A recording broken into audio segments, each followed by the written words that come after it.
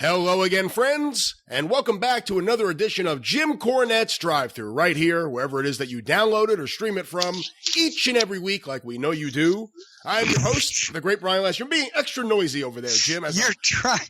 You're trying very hard for joviality, even though that you not only you are sick, you're a sick person. You're a sick individual. It's been said before, yeah. But also, and physically now as well, but also we've already done one show because we're doing a back-to-back recording session because of our previous commitments and our schedules and all the various things that we've got going on. As we talked about last week on The Experience, it was actually last hour for us, but you heard it last week, folks, unless you haven't listened to it yet. I can't believe that after The Experience came out, David Arquette apologized to you. He issued that tweet. He said, I was wrong. I take it all back. Teach me. Cornette convinced me the error of my ways. But anyway, we did a show just now and Brian's sick. And then I worked myself all up, got all head up over the whole thing. So now we are doing the drive-through. We're trying best to fulfill during this busy time in my schedule also. 1 week at Louisville SuperCon, the next weekend at the Nashville Comic Con, traveling back and forth. We're trying to make sure there's no interruption in the programming for the Cult of Cornette listeners anymore. So we are also mentally and physically burnt. So if we get slappy today, I swear to God, when I was in New Jersey two summers ago doing the kayfabe commentary shoot, and we shot Terry Funk on Back to the Territories for Amarillo, right? The fucking deal was because Terry had flown all the way, or was flying all the way from Amarillo, Texas to Newark, New Jersey, which is not a fun trip. On that Friday, he was leaving first thing Friday morning from Amarillo at like 5, 6 o'clock, and he was going to get into Newark, and they were going to bring him over, and we were going to shoot 2 or 3 hours about his illustrious career and his family's territory, and then he was going to be taken away to in a chauffeur-driven vehicle to his event in some wrestling event in New Jersey that night, or in New York rather, across the bridge at like 7:30 or whatever. He's going to do autographs, and then he was going to come back. Well, his flight's late, so by the time he gets there and gets checked in the hotel room where he can just, freshen up a little bit from being on 3 planes or whatever, and he comes down and he sits down and they just put the microphone on him, and his chauffeur, who's some independent outlaw guy, right, is on the show they've sent down there, shows up, and we're like, what? We're about to shoot. Oh no, we have to leave now because the traffic on the bridge, it's Friday. What the fuck? You said you didn't have to be there till 7 o'clock. Yeah, but it's going to take about 3 hours or whatever the fuck, right? So he gets unmiked and says, I'll go do the autographs, and this kid says he'll bring him right back because Sean Oliver's pissed now, right? So Terry says, I'll be right back. So he takes him to do the autographs. Well, we figure, okay, if he's finished when the show starts and it's an hour and a half then back or whatever instead of 3 hours because there's traffic, then we'll reconvene at like 9:30, 9:45. 9:30, I go back down there. Sean's got his phone out. He's calling the kid, make sure he's bringing him back. Well, Terry's staying for the main event. What? He's going to run in on the main event. Motherfucker! Then Sean Oliver starts cutting he gets the promoter's phone, and he I don't think he would answer him, so he cut a promo on his fucking voicemail saying, "Just remember, we all work together sometime. You fucked me, I'm gonna fuck you," right? Meanwhile, I'm like, what the fuck now? What time's he gonna get back? We can have him back by midnight. So now I've not only shot a 3-hour. I've been up since 8 or 9 o'clock that morning. I've shot another 3-hour video that day. Yeah, I've sit around twiddling my dick. We're going to start at midnight, and Terry's been up and left Amarillo since 6 o'clock that morning. Holy fuck. Goddamn, guess what time he got back to the hotel? 1 a.m. 1:15. We shot that. So when you watch, if you have it in your collection, folks, and I don't know why you wouldn't, the Back to the Territories on Amarillo with me and Terry Funk, we shot from 1:30 to 4:30 in the morning when Terry had already been up for more than 24 hours, flown from Amarillo to Newark, ridden in a car however many hours it took across that goddamn savage concrete jungle, New York City, to a fucking show, signed autographs, run in and interfered, beat somebody up in the main event, ridden back in the car, and then talked for 3 hours. By the time we got halfway through it, he couldn't remember his own stories. We were slappy like two schoolgirls with shiny new vibrators. We were just giggling. I had been up almost 24 hours trying to refer to my notes, and it was one of the most fun shoots I ever did, but I don't know if any of those – that was the one where Terry told of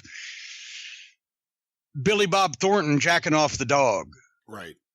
That he did tell that, and I made sure to announce that, ladies and gentlemen, the views expressed on this program are those of the guest and not the host. That seems to be one of his favorite stories. But anyway, but that was a rough time. How did we get started talking about that? I feel like that now. I've had very little sleep from all the stuff we've been doing lately. Where was I going with that? You said we were both slappy, and then you just went. Slappy. That's what we're going to be slappy today. All right. Well, don't slap me too hard or I'll have to sue you. Remember Slappy White? I know where you're going, but you remember Slappy White? A hell of an underrated comedian was Slappy White. Him and Nipsey Russell. Nipsey Russell, I never really liked him as a comedian much. But to be fair, I didn't see him much as a comedian. I saw him on TV shows more than any actual routine. Yeah, he did all of his stand-up stuff in the 60s. I used to see him on the Ed Sullivan Show. That was a big deal around the house when I was a kid, Saturday nights. Watch the Ed Sullivan Show. Sunday nights, rather. Saturday night was the Jackie Gleason Show. Yeah. That's right, from Miami Beach. That scared me to death, that open, when they had that aerial shot going across the ocean, zooming in on the Miami Beach skyline. Scared me to death. I was afraid every week that fucking plane was going to crash, or whoever was up there, they were going to hit the water, and we were going to see it live as it happened. I always like the way Ed Sullivan said Miami. He'd be like, next week in Miami Beach, the Beatles will be here. So I always like to call it Miami. Miami Beach. Well, that really is. I'll tell you, now, should we sue anybody in Miami Beach? Well, there's a lot of people to sue. Could be a class action. I blew your fucking segue, but you know Stephen P. New could take care of it, don't you? I do. Stephen P. New, folks, if you have not yet availed yourself of the legal services of Stephen P. New, if anybody has wronged you in your life, I don't believe he handles domestic issues. But if anybody else besides your significant other has wronged you in your life, whether it's the big oil companies, the big pharma companies, the big movie studios, the big hotel chains, the big chemical companies, the big now they've just recalled dog food because there might be enough vitamin D in the dog food to kill your poor dog. Toxic levels. You never know who's going to fuck you next, especially in the deregulated era of Donald Dumbfuck. So if you want somebody on your side to handle any case you've got, whether it's accidental or even on purpose poisoning, or of the air, of the environment, of your food, etc., or if someone has wronged you and your family in any way and you want to get even, look no further than New Law Office, N-E-W, newlawoffice.com. That number, of course, as we know by heart, is 888-692-8084. The man who's gotten millions and millions of dollars in judgments against big companies that fuck people over, the champion of the little guy, the protector of the children, Stephen P. New, not Hulk Hogan, a real American who fights for the rights of every man and even the women, because he's not sexist nor racist. And he's a lifelong wrestling fan who does use his left and right turn indicator. So if you need to sue, call Stephen P. New, because you know what they say, new is for you.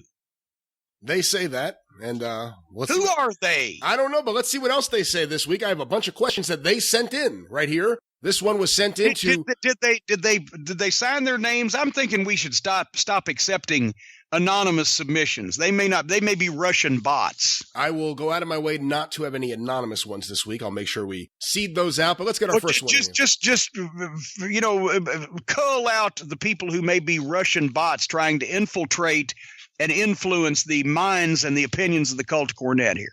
Our first question was sent in to CornyDriveThru. You're just dying to get to this fucking question, aren't you? You said no Russian bots. I agree, no Russian bots. So this first question was sent in to CornyDriveThru at gmail.com from Sergey in Russia.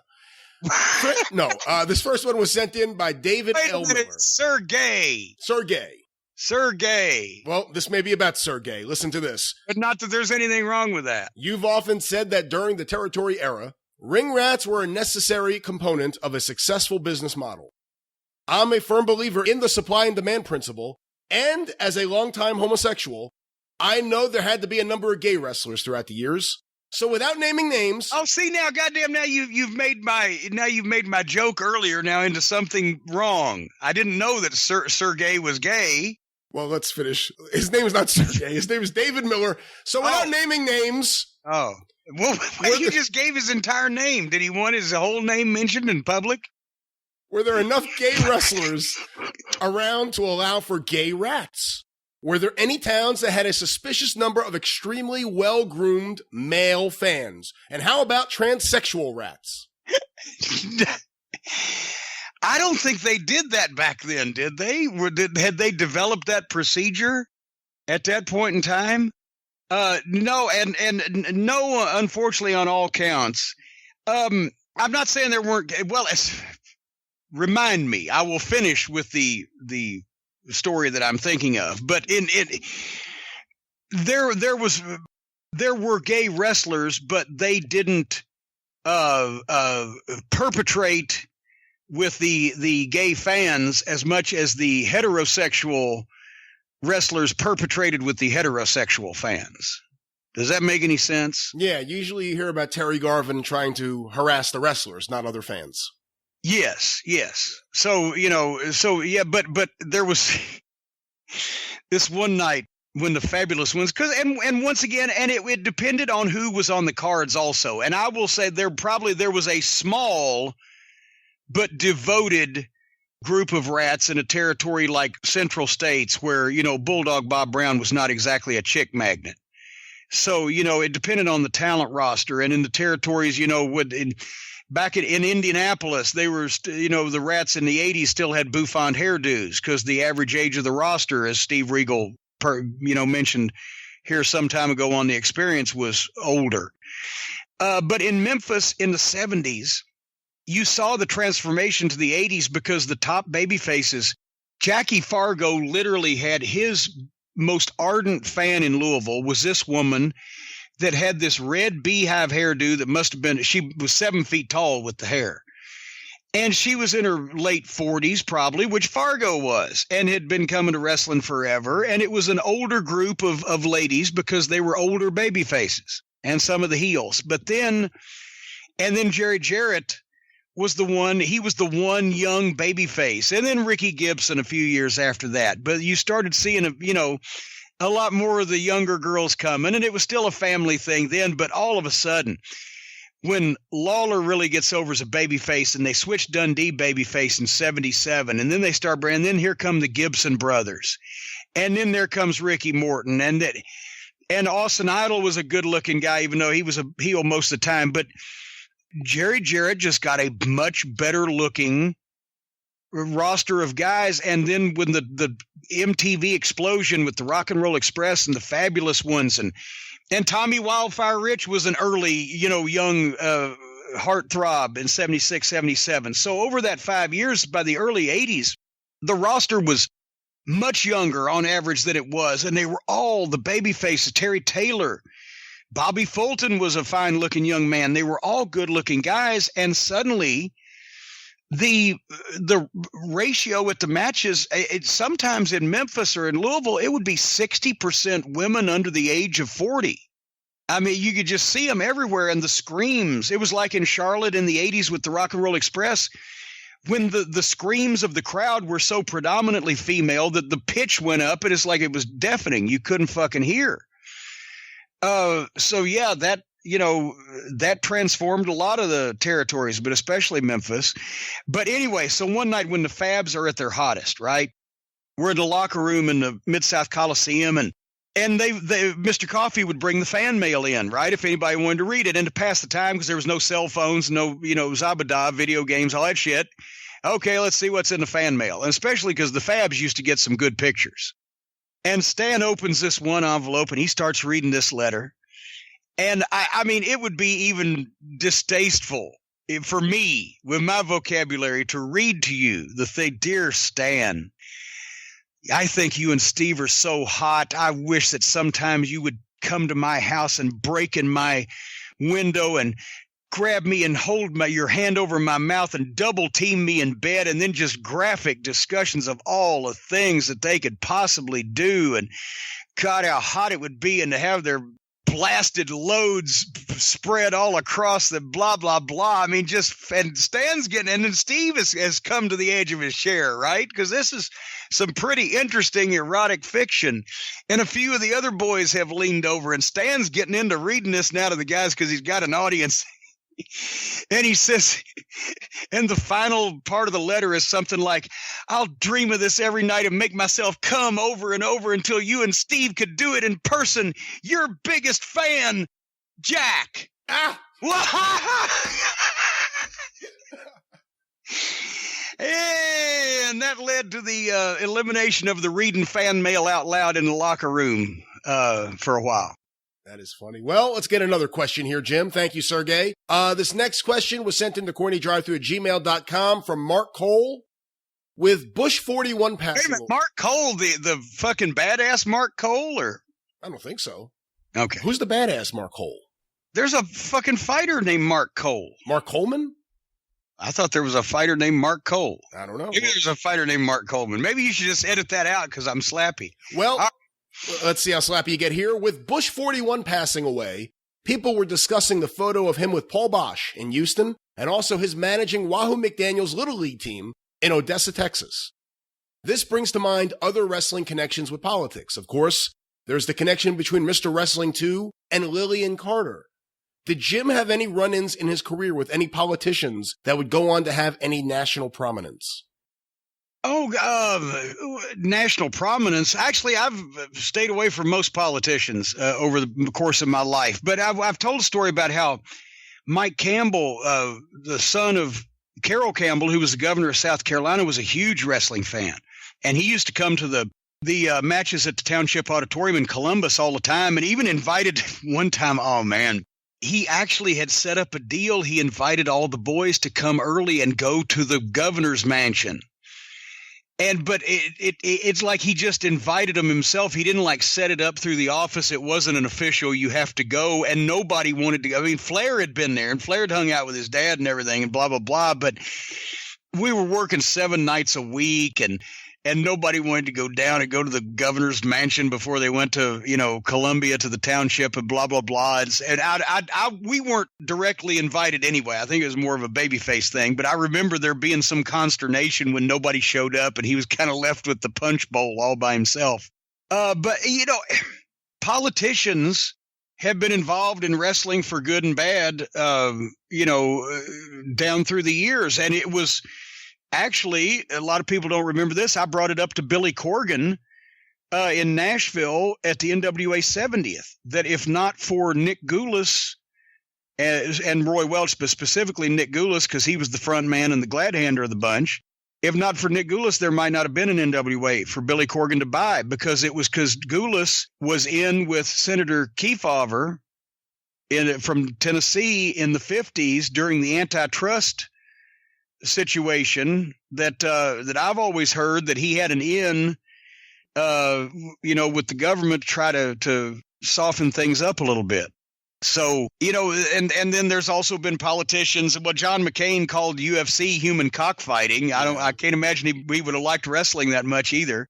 Was Goulas and George Wallace, was there a connection there? Am I remembering wrong? No, there was no. Well, George Wallace was promoted. George Wallace promoted. No, George Wallace was governor of Alabama, and Nick and Roy promoted in Birmingham for years and years and years. So I'm sure that they had met, and Nick had tried to suck up to him as best he could. But there was actually a famous picture. And this now, within hindsight, when this was sold at the matches or given out at the matches, I got it in a surprise package from one of Christine Jarrett's, 5 8x10s for $1 envelopes. But it was a picture of Governor George Wallace of Alabama, who obviously stood in the doorway of segregation and civil rights in Alabama in the 60s at school. He's at his desk, and there's Plowboy Frazier on one side of him, and Armand Hussein on the other side. And Armand Hussein is wearing his like African, sash and the fucking hat. I don't know what you call it that he would wear as part of his gimmick because he was African. So you've got the most racist governor in the state of Alabama history standing next to a militant black man from Africa and a hillbilly from fucking Mississippi. And that came in the surprise. And that they must have gone in when he was governor. They probably went in and got a picture taken in the governor's office. But I would have loved to have been a fly on the wall to hear that fucking conversation. No politicians ever came around when you were running Knoxville? No, not really. Actually, I didn't get a Jim Cornette day until, 2015 when they did it in Knox County. The outgoing Mayor Burchett. I asked Glenn Jacobs when I saw him at SuperCon, I said, do I get another day? He said, no, you can only have one. But that was in 2015. I promoted the town in 95. No, local politicians such as the mayor of fucking Prestonsburg, Kentucky may have shown up. But if you're talking, legitimate, known, somewhat heavy hitters, I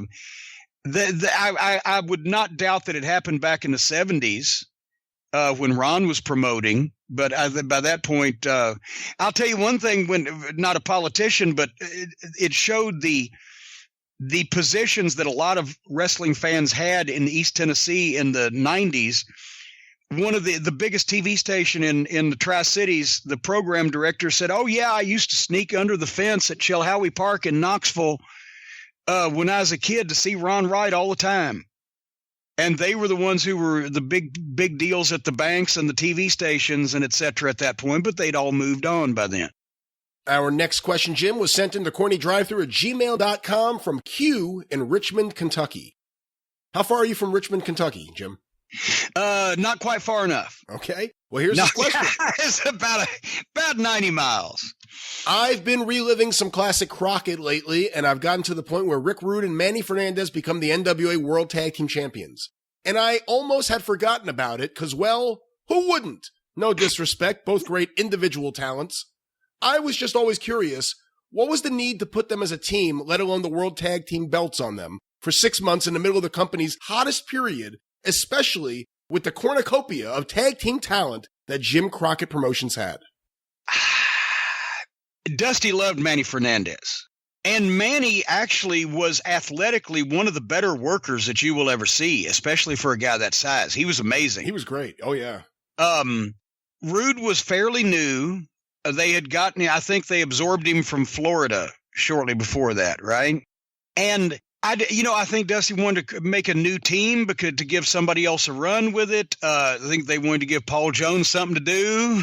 I think probably he wanted to put Rude with a guy like Manny to help him with his ring work. I don't know if he'd wanted Rude to think like Manny. And it was something that, he probably an idea he had that he wanted to run with, and it came back to bite him in the ass because both of them left pretty much right about the same time and took the belts with them. Those were my favorite belts. It is an interesting question because obviously there was the Midnights, the Rock and Roll, the Road Warriors, the Andersons were still teaming up, let alone the Russians and everyone else there. It is an interesting decision to go with Rick Rude and Manny Fernandez as the tag team champions for such a long period of time. Yeah, it was. Well, let's get another question here, Jim. This one was sent into Twitter using the hashtag CornyDriveThru from Culture War Court. Dear Jim, I'm a fellow Louisvillian, I guess is how you say it? Louisvillian. And proud to say my first wrestling experience was an OVW show in 1999. Where did the Smoky Mountain Wrestling name come from? And were there other working titles you had in your mind for the territory? Well, second question first, no. Because I had all the ideas I had for it sitting in the back seat of the car, driving with the Midnight Express to and from matches. And I would read the road atlas, and that's how I determined the territory, or at least determined the goal territory. I say, markets that are fairly close together, mid-sized or smaller, that have great wrestling tradition, but the media isn't exorbitantly expensive, like a Chicago, Atlanta, Charlotte, whatever, all that stuff. And what towns could you run based out of Knoxville? And I'd look at the atlas and et cetera. And what is not only I couldn't call it University of Tennessee Volunteer Wrestling. Knoxville is known for, past the University of Tennessee, being right on top of the Smoky Mountain National Park, which is the most visited national park in this country east of the Mississippi. So it's right there, Smoky Mountain Wrestling. So that was the only option you ever had. The only thought you ever had was that name. Pretty much. Wow. Anyone else ever come to you with an idea for a name for the company? No. All right. Well, let's get another question in here.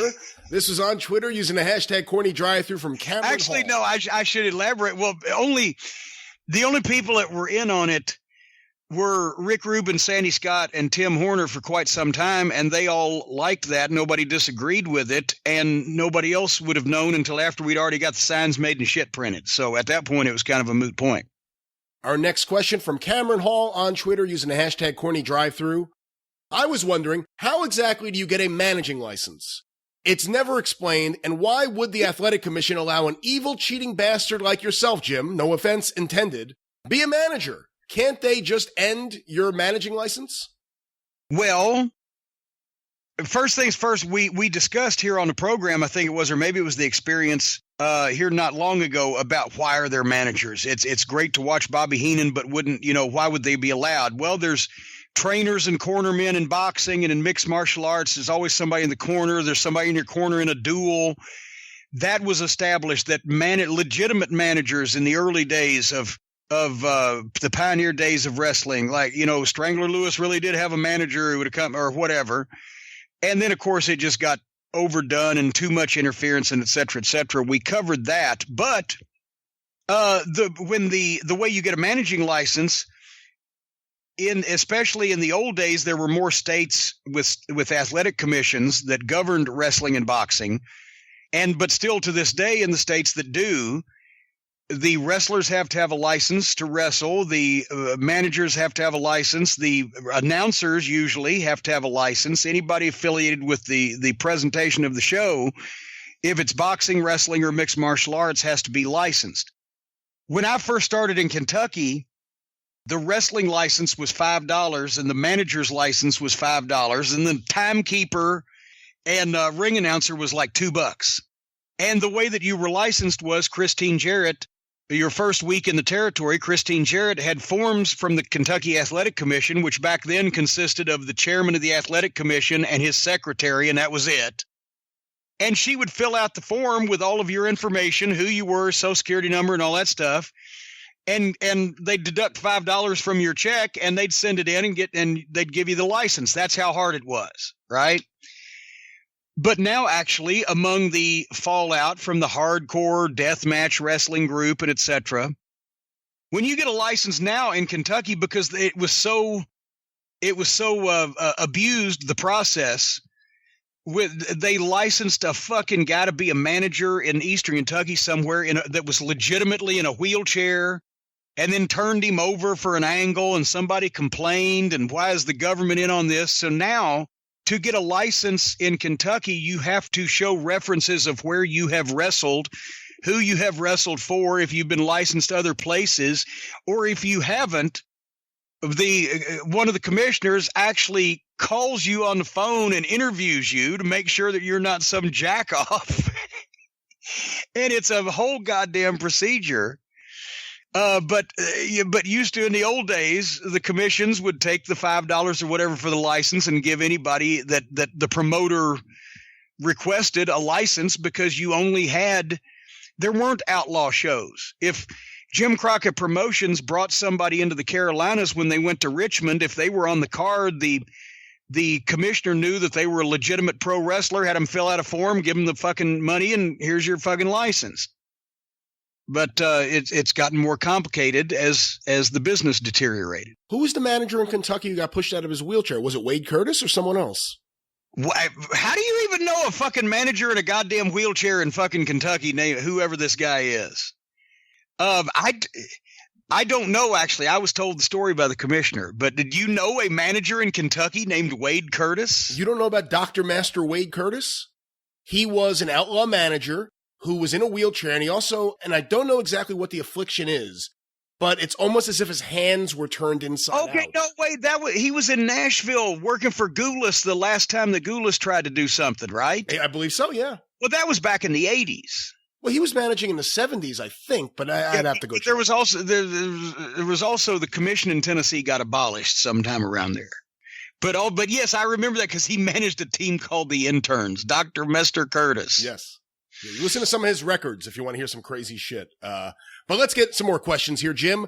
This one was sent in to CornyDriveThru@gmail.com from Mickey in Evansville, Indiana. Hey, Mickey. I'm a faithful member of the cult here. Hey, Mickey. As a kid in the mid-'80s, I bought every wrestling magazine I could find.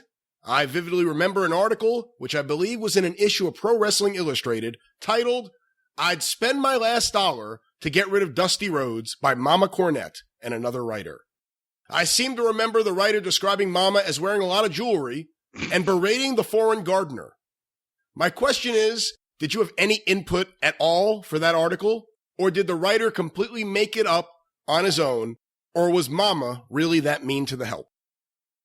Well, now, not just because one thing is true doesn't mean it's mutually exclusive with all the other things. Oh, my mother, boy, she was terrible with the help.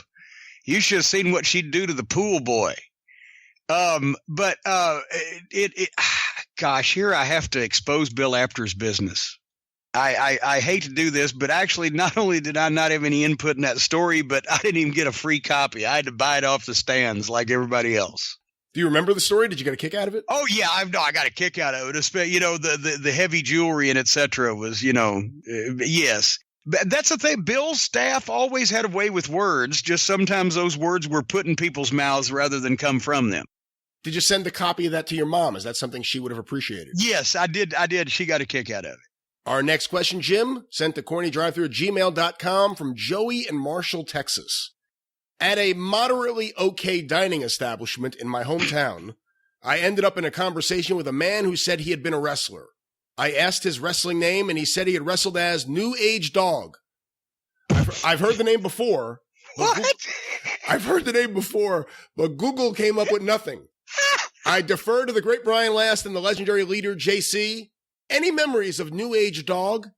Any info on cards he was on? He was a very nice guy, and I'd like to see some of his work. Well, and I suggest you go down to the local drywall place if you want to see some of his work. Do you think he is confusing the fact that Road Dogg was one of the New Age outlaws? No, I'm thinking he's saying exactly what this guy told him. No. I'm saying he says this gentleman who just wrote here, whose name escapes me, said that he remembers hearing the name New Age Dog. I'm thinking he has heard Road Dogg and the New Age Outlaw because there is. Do you have any knowledge of a wrestler ever named New Age Dog?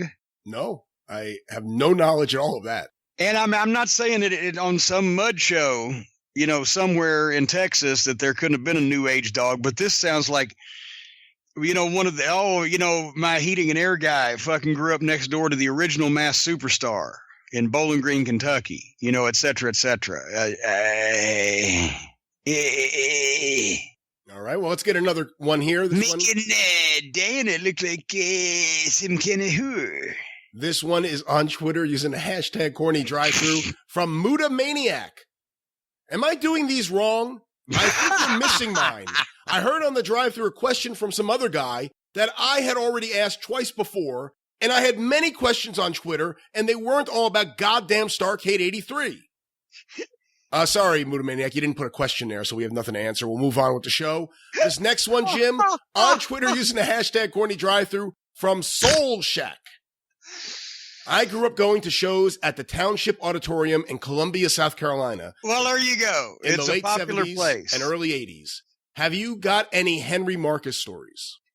Oh, my God. I wish that I had got to the Carolinas earlier where I could have had the full Henry Marcus flavor because he was around obviously more in the 60s and 70s than he was at the time that I was there, back when they ran Columbia every week and Charleston every week. And, but he was a famous promoter in the 80s when we first started going there, like 85.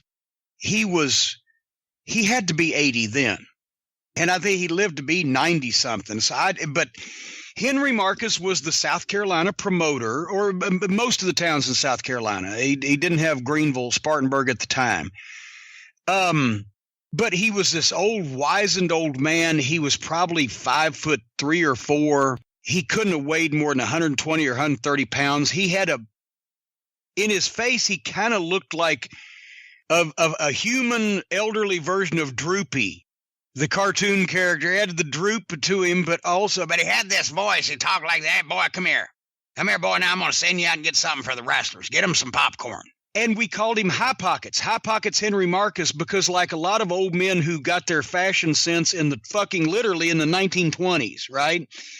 He still wore the old-fashioned suit with the pants that were up like right under his nipples. And because he was such a little man anyway, right? But he had the belt of his suit pants come up right under his nipples, and he had a tie that looked like it was from the fucking, days of Elliot Ness and the Untouchables, that reached halfway down to his breastbone. So it was like just a little fucking 4-inch tie. And we'd used to joke that he's the only man in the world that could reach his wallet in his back pocket by reaching over his shoulder. And he was just one of those fucking characters. But I mean, he was mostly in the box office by the time that we were there, and he'd be out front. He'd still greet the people and everything. And then he'd come back every once in a while and talk to boys just a minute. Tell you what the house is. 10-6, boys. 10-6 now. Good job. And but he was just one of those classic old wrestling characters. And back in the day, I'm sure when he was more sprightly, he was around more because the local promoters had more shows then and had more say in everything. But he was a character. They even, Mike Mooneyham and those guys did a tribute night and dinner and everything to him, I believe, down in Charleston back in the 90s at the old county hall when they renovated it. Our next question, Jim, was sent in to CornyDriveThru at gmail.com from Dave Slaughter in Louisville, Kentucky. Jim, great seeing you at the Louisville SuperCon. While I was reading Tuesday Night at the Gardens, available at jimcornette.com, I came across a name on one of the cards from 1971 or 72 that brought back a memory. When I was young, my family was friends with a wrestler that used to come by my grandmother's house quite a bit. They always called him Billy Ham. I later found out his real name was Bill Helm. I think one of my cousins even dated him or just fucked him on the weekends. I'm not sure. He seemed to be a mid-card jobber. What do you know about him and his work? Well, and actually, this is totally legitimate because Bill Helm was from here in Louisville. Around 70 or 70, I think they made their debut on that Christmas show that Jerry Jarrett ran at Freedom Hall in Louisville in Christmas night of 71 that he said he would never do again because it didn't do any better than the Gardens. But Joe Ball and Bill Helm were a tag team, both from Louisville, and they were both Louisville police officers.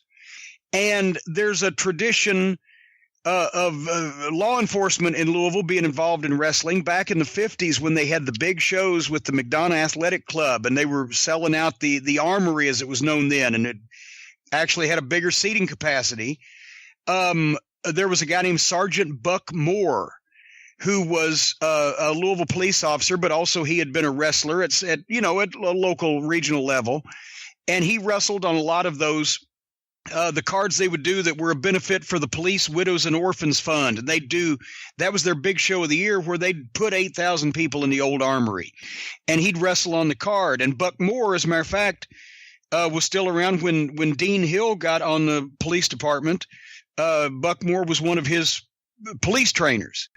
And then in the 60s, Wee Willie Davis, who was a huge name wrestler back in the 30s and 40s and had made a number of movies, moved to Louisville and was working for the Jefferson County Sheriff's Department. So he was used every once in a while on a special, so-and-so is going to be handcuffed to Wee Willie Davis. It was Johnny Valentine, Wee Willie Davis had gotten in a fight with the Slapjack and all the bullshit. Bobby Heenan's first night in Louisville, his first night managing. And so Joe Ball and Bill Helm were two guys that trained, and they wrestled just here in Louisville and maybe a few spot shows, maybe over in Lexington, for Jerry Jarrett a few times, because it's always good to have local hometown boys. But Then I think it got to the point where he really didn't have a spot for him. I can see, just booking local guys, they can't go that far. They can't work the rest of the territory. And they ended up working for Phil Golden's All-Star Wrestling, 72, 73 a little bit, because he would book the local guys. He didn't get any, he's trying to get a foothold, so anything he can do. Then there was no heat on them for working Outlaw.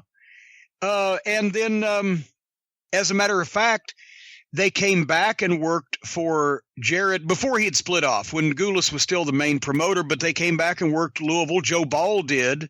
I remember several times in 75-ish. And then they ended up working for Nick when he tried to run opposition to Jerry Jarrett in 78. They worked a few shows for him, but it was always a sidelight, as far as I understand, of their regular profession. And then I don't know anybody that's seen him in a long fucking time, to be honest. All right. But that was back in the 70s. Our next question, Jim, was sent in on Twitter using the hashtag CornyDriveThru from Super Ninja Jedi Boy. Do you think the Rock and Roll Express would have been as over without the Midnights? To me, the teams took each other to a higher level that without each other, they would not have reached. Well, I think that's true on the matches. The Rock and Roll would have still been over.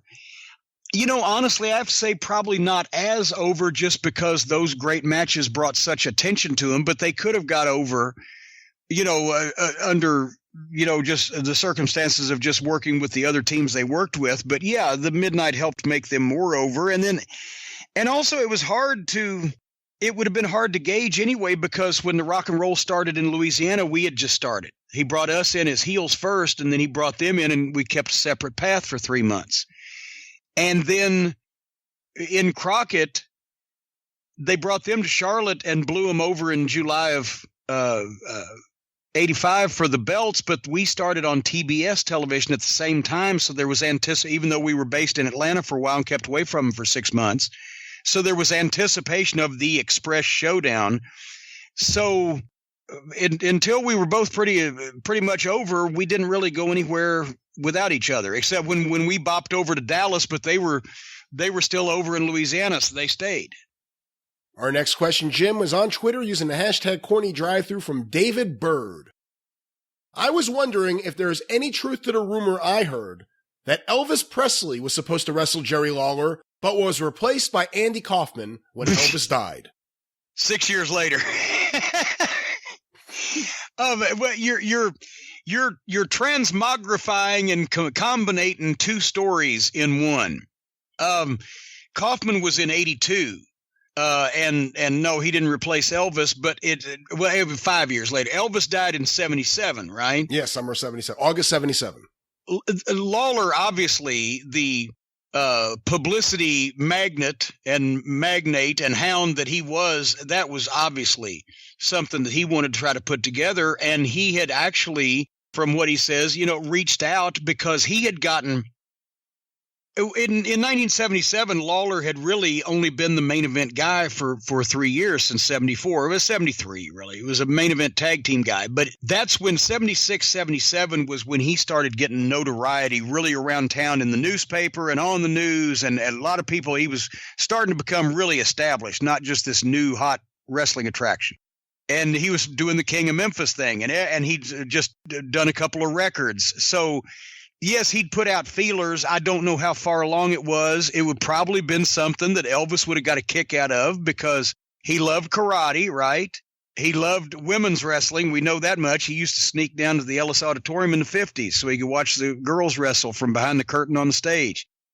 Stranger things have happened. If Elvis had lived a few years, I can see it have because Lawler got so fucking big, and it wouldn't have been something that in Memphis and for that audience would have demeaned Elvis, or he would have been taken a step down. Lawler in Memphis in those days got as big as Elvis in Memphis. He just wasn't as big as Elvis in the world.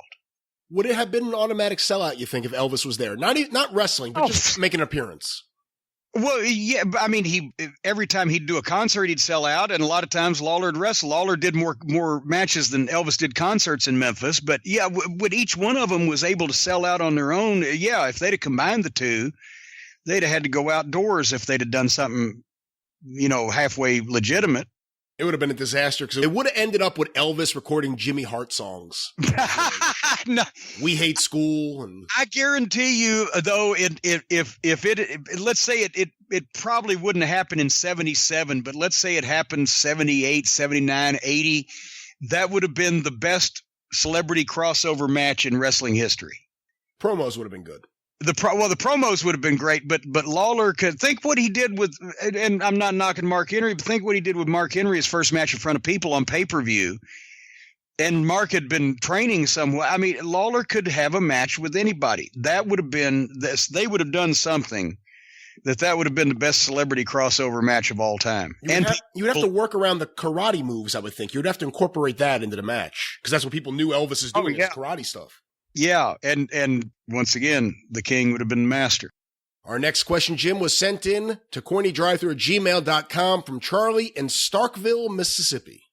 I know you worked with Shane Douglas and Johnny Ace when they were the dynamic dudes. Seeing the way Shane's career worked out, do you think Shane should have been a bigger star? And do you think Paul Heyman took advantage of him, having him throw down the NWA title belt and cutting all those promos on Ric Flair? Well, I don't think that Paul had to force him too much to cut the promos. Yeah, I've said, throwing the belt down was a shitty thing to do, and I blame Heyman, but Shane has to bear some responsibility because he did it. But he was also mad at WCW, so he took it out on the NWA, probably.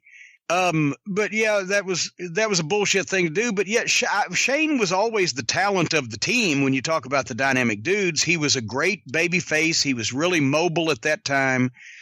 I think if anything, ECW, he got a chance to be a top guy and to be, main event attraction there.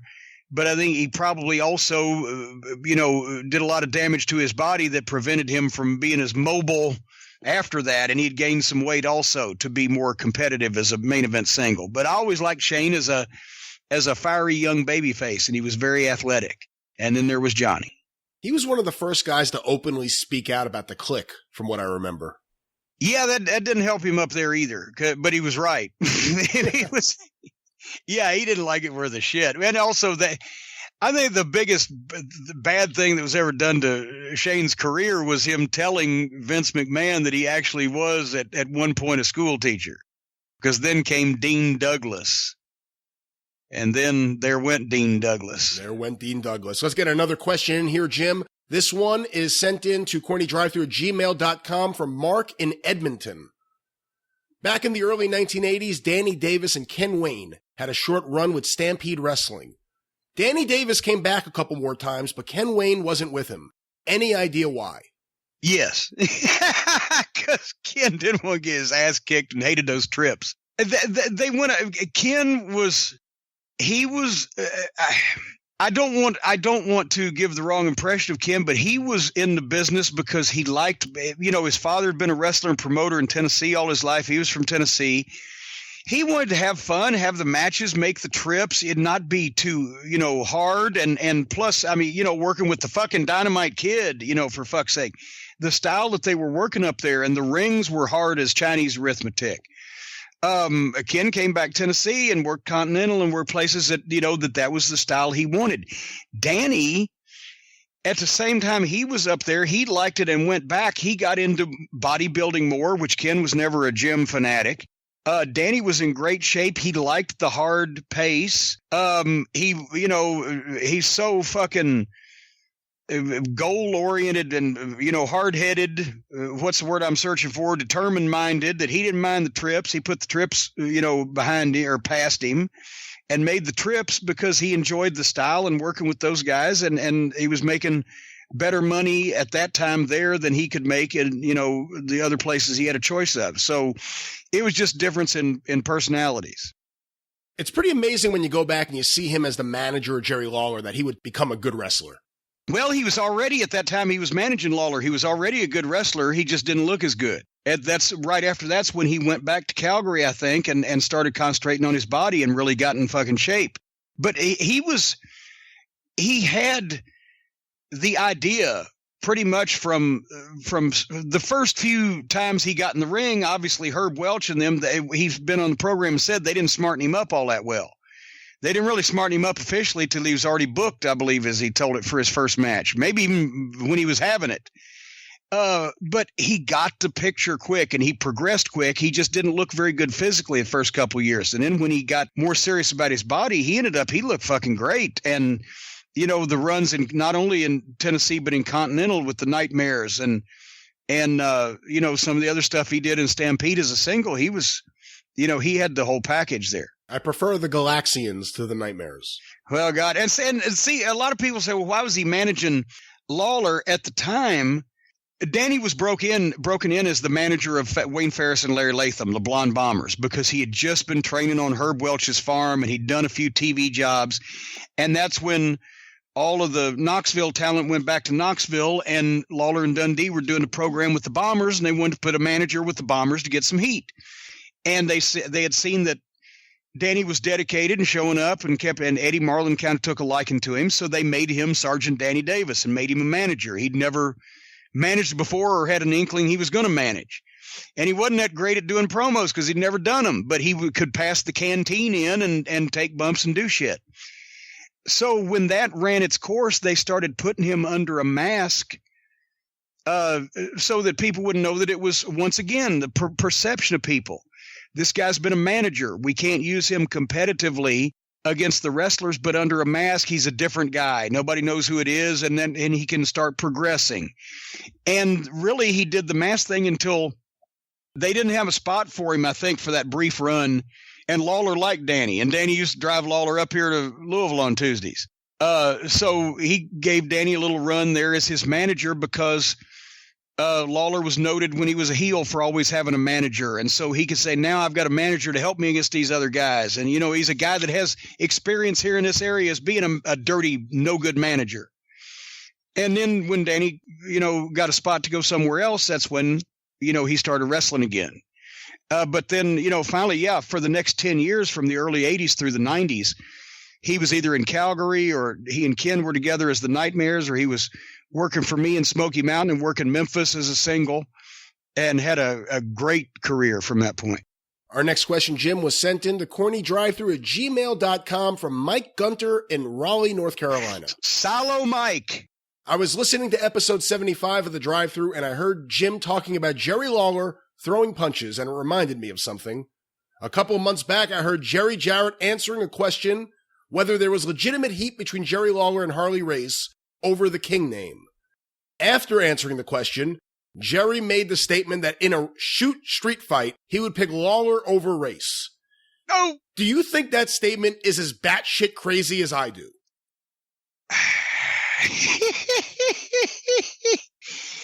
Well, it was Jerry having a bad day.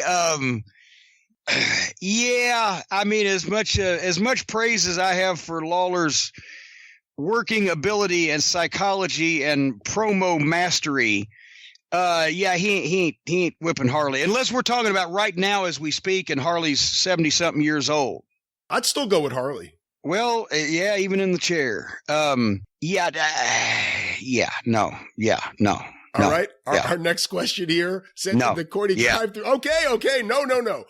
Next question here sent in the CornyDriveThru@gmail.com is from Eric in Illinois. When the Midnights and the Fantastics had their contract signing in Mid-South in 1984, whose idea was it for Bobby Eaton to swing the chair like he was trying to hit a baseball out of the Grand Canyon? Well, it was kind of a mutual agreement because here was the thing. You have to understand that all of us had just come from Tennessee, right? Where I was making at the end of 1983 an average of $280 a week for working 6 shows and multiple times each show. And Bobby and Dennis were making better money than that, but they weren't, setting the world on fire. And suddenly we've got the biggest money spot that any of the three of us have ever had. We're making fucking 6 figures at a yearly in this position as top heels in the Mid-South wrestling territory. We've just had this hot angle with the Rock and Roll Express, and we have triumphed and sent them out of town. So now we're hotter than ever. In come the Fantastics. Bobby Fulton and Tommy Rogers were the same way. They had wrestled, they had been on the cards in good territories and made some money, but they had never been the top babyface tag team in a territory that's currently on fucking fire like Louisiana was. So they're determined to do whatever the fuck they need to do to get over. So the contract signing is set for Mid-South Wrestling Television, and Grizzly Smith is going to be there to make it official, and the Fantastics are wearing white tuxedos. So after we sign the contract, what better than for the heels to whack both Bobby and Tommy over the heads and them get some color and stain their white tuxedos red, and we are no good son of a bitches, and off we go with these title matches. Well, of course, Bobby Fulton and Tommy both said lay it in, and they picked Bobby Eaton to swing it. Because of anybody in the world, if you want them to hit you really hard with a chair, you want Bobby Eaton to do it. But holy fuck, Tommy put his hands up. But Bobby kind of did, but Bobby Fulton basically took it. And I think that was probably, I don't know if it was his first concussion, but that led to some of his memory loss of later years, let's put it that way. But it was fucking believable as shit because you could hear it a mile a fucking way. And then Tommy and Bobby, it worked out about the same way on TBS that time when they demonstrated the straitjacket. We came out and whacked, and Tommy once again emerged unscathed, even though the shot looked good. But the shot on Bobby Fulton sounded like hitting a watermelon with a sledgehammer. But it's one, boom, boom, and it's over with. You know, and hopefully it didn't do any damage, but repeatedly over and over in matches for no apparent reason, you know. What did Watts say after you guys shot the angle? He loved it. Fuck, it looked real. Did Grizzly Smith only have one outfit? Yes. Those are the clothes. I mean, he may have had another shirt, or it may have been another shirt, but it was the same style of shirt. But see, remember, Grizzly Smith practically lived in his car because the Mid-South Wrestling Loop, as we mentioned on a show here recently, Mid-South Wrestling ran a show every night of the month. There were never days off. Sometimes you would get a stray day off. There was a show, you just weren't booked on it. But Mid-South Wrestling ran a show every day of the month. Grizzly Smith was at every show. I never saw him miss one. I was there for a year. I never heard people talk about Grizzly not being somewhere. And he never stepped foot on an airplane. He was in his car that had 500,000 miles on it and with an underneath wrestler of some description driving him so he could sleep in his car. And that way the guy didn't have to pay trans. And I don't know how often he changed clothes either, to be quite honest with you. My favorite little detail from that angle is when you say, I have power of attorney over my clients. It's like a little detail I've never heard anyone else use in a wrestling angle. Well, yeah, because how else am I signing my name and it be binding for the Midnight Express? Exactly. Yeah. Exactly. Small detail that matters. Mid-South Wrestling. That's why it was so good. But let's get another question here, Jim. This one was sent into CornyDriveThru@gmail.com from Robert. Where exactly do referees stand in the backstage hierarchy? Are they considered the boys or the management, since they, too, are out there working the crowd? Follow-up question, have you ever heard of a wrestler taking liberties with a referee in a match and or have a story of a or do you have a story of a referee shooting on a wrestler? Thanks, Jim and Brian. I'm a huge fan. I even got a tattoo to prove it. Well, we don't need to know any more possibly about that. Well, no, I can't think of a wrestler shooting on or a referee shooting on a wrestler. Yes, the referees are the boys. This depends. Because, for example, David Manning was a referee in World Class Wrestling, but everybody knew he was in the office because David Manning was as far up the office as you could possibly get. But normally referees are one of the boys unless they work in the office, and then they would be office primarily. Sometimes the referees are not necessarily one of the boys. If it's just a part-time referee, somebody that you've just thrown in there off the ring crew, then they might not have the status of boys yet and have to prove themselves potentially by buying some beer at some point in time. But yeah, the referees are still considered part of the talent roster and part of the talent and one of the boys. They're welcome and at home in the locker room. As far as referees shooting on the boys, no, I can't really think of it. Not at least on purpose. I've seen a couple of referees get carried away with Thomas Marlin used to get carried away with comebacks. He'd tater your ass. He was a stiff old prick. boy, his forearms were the most believable on the fucking roster when he fired up and made a comeback. But I don't remember Tommy Young did some shoot things. Remember, he put Nikita's little sickle back in his tights at Starrcade that time. But that was not confrontational. That was more in aiding a man when his dick was out and all hope was lost. In the different territories and places you worked, other than world class, because you already addressed that, what typically did a referee have to do throughout the week? Obviously, in the WWE, they also have to put up the ring. But what about in Crockett? What about in Memphis? South? I always hated that in WWE, except for the top referees like an Earl Hebner or a Timmy White, they all were members of the ring crew, and especially for a company that size, for fuck's sake, with all that money. But in some cases, to me, it meant that you got a guy that was really good on the ring crew that wasn't that good of a fucking referee, but had a referee anyway. And also 2 goddamn jobs, for fuck's sake. Spread the money around. In all the other territories, for the most part, the referees refereed. And occasionally you had a referee that was also in the office, as I mentioned, Dave, and Bronco Lubitsch was in the office in Texas. But for Crockett, Tommy Young was the senior official, and he was on the road full time and did all the main events on all the house shows. But we also, at one point, Roughhouse Fargo, Sonny Fargo was still there in 85 when I got there. He didn't retire for a year or so. There was Earl Hebner that was also on the cards. There was different referees sometimes that would work different, parts of the territory if they weren't full-time. That's how Teddy Long got started. Teddy was refereeing on Atlanta TV and down on the shows in Georgia and down at that end. In Memphis, Jerry Calhoun always refereed in Memphis, but since he had a regular job, he only refereed in Memphis and the spot shows on that end of the territory and TV Saturday mornings. He never went to the Louisville end, which was a lot of times was Thomas Marlin or Paul Morton, Ricky's dad, who Paul Morton and Thomas Marlin probably refereed 80% of the matches at the Louisville Gardens over a fucking 20-year period.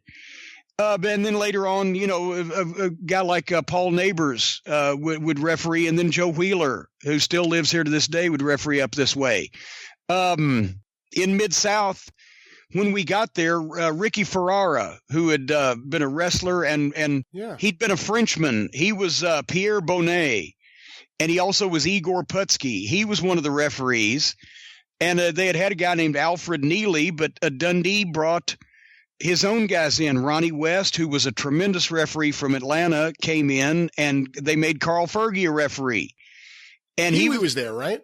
Pee Wee Anderson was there. Pee Wee Anderson came in, had come in shortly before we got there and had been, rooming with JYD and those guys. So and you kept the same referees because then they got to know the guys and know, how to stay out of the way or how to be in the right place. So generally each territory would depend on how big they were, would have anywhere from 2 or 3 to 5 or 6 referees that they would use pretty much all the time. Our final question here this week, Jim, was sent in to CornyDriveThru@gmail.com from Michael. Hello, Jim. A local promoter just finished up a tour of Western Canada with the headliner of the show being Brutus Beefcake. Brutus left in the middle of the night to go home with 5 shows remaining in the tour without telling anyone and has gone on to badmouth the company. My question is, has Jim ever had a headlining talent leave a tour suddenly without notice and then go on to badmouth his company to other people? Not both together. Conan Chris Walker, I couldn't get him in the ring to save my life that week. I tried to use him in Knoxville. He showed up for one, missed one, showed up for another one, and I never saw him again. Outlaw Bad Boy Billy Black, he didn't badmouth us. He just left because it snowed. Jake, he didn't badmouth you, but he just left. Jake didn't badmouth. Well, yeah, he didn't even leave as much as he made the shots until he stopped making the shots, and then we never saw him again. So yeah, and I heard this. I heard the promoter in Canada said I wasn't aware that I had booked Missy Beefcake, I guess is his wife's name, Bruce. I wasn't aware that I booked Missy Beefcake. I've said that myself twice before. I said at one point I wasn't aware that I booked Jake Roberts' wife. I can't remember what her name was. Cheryl. Yeah. And I wasn't aware that I booked Bonnie Steamboat one time. So I can sympathize. But now here's the thing. I don't know I'm sure it was not fun doing 30 days in a row across the wilds of small town Canada. But if you say you're going to do something, should have thought of that first. But the credibility is lost to me to knock the company when somebody just goes home, don't tell anybody anything, and you never see them again. No, if something is that fucking unbearable, and I've been with you for 25 days, but I can't make it the other 5, I'm going to tell you on my way out. I assure you. You will know why I'm not fulfilling my part of the fucking bargain. To just leave, no. If it was bad enough that I just got to go home, then that needed a promo first, or elsewise it wasn't legitimate, in my opinion. Just me. Was Bonnie Steamboat the most difficult wrestler wife? Well, no, I didn't even actually deal with her. It's just that, and I'm not knocking Ricky. Ricky had agreed that he would come to our debut Smoky Mountain Wrestling event in Charlotte and sign autographs. And I'd made that deal, and I'd cut the promos, and then he called me back to tell me that his wife had told him that he couldn't for some reason, of which I've forgotten. And it didn't really excite me a lot because we had already put that out and then had to take it back. But there have always been stories that she kind of forced the family man gimmick on him. She insisted on coming out to the ring with him. I don't know if she forced anything or insisted on anything. I think she was wholeheartedly in favor of it. Let's put it that way. All right. And with that, the drive-thru has closed. A rather sick version of the front piano. Ding, ding, bing, slam. Of course, you could hear us on Thursdays on the Jim Cornette Experience, wherever it is that you find your favorite podcast. And we want to remind you, the brand new YouTube channel, the only official Jim Cornette YouTube channel, is now available for everyone to subscribe and check out videos. The address, tinyurl.com/official Corny YouTube, or just go to YouTube and search for Jim Cornette. It's the only official page. Current episodes of The Experience and the Drive-Thru are up. More content to come. Sign up now. You're going to really be happy with what's coming your way. Of course, you can follow Jim on Twitter at @TheJimCornette. You can follow me on Twitter at @GreatBrianLast. You could hear me on the 605 Superpodcast, The Mothership, available at 605pod.com, or available wherever it is that you find your favorite podcasts, classic wrestling talk and wrestling humor. The 605 Superpodcast. The holidays are coming up, and it's getting late. You better jump on it now. You need some oxygen already. I'm wheezing and ducking, and I don't know what I'm doing over here. But once again, JimCornette.com and Cornette's Collectibles. Jim Cornette action figures, books, t-shirts, autograph photos, restraining orders, burger towels, and so much more. JimCornette.com. We want to remind you that this episode of The Drive-Thru is sponsored by our pal, Stephen Pinu, the champion of the little guy. Jim, what's his phone number again? Well, doesn't everybody have it memorized? It's 888-692-8084, for heaven's sake. Get even with Stephen. But until next time, for Jim Cornette, I'm the great Brian Last. Tally ho.